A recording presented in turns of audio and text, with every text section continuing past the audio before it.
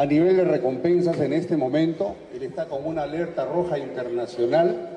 Hemos tomado las previsiones del caso inmediatamente que hemos tomado conocimiento y bueno, en línea de frontera tenemos un refuerzo de personal para poder detectar cualquier ingreso irregular que hubiera al país.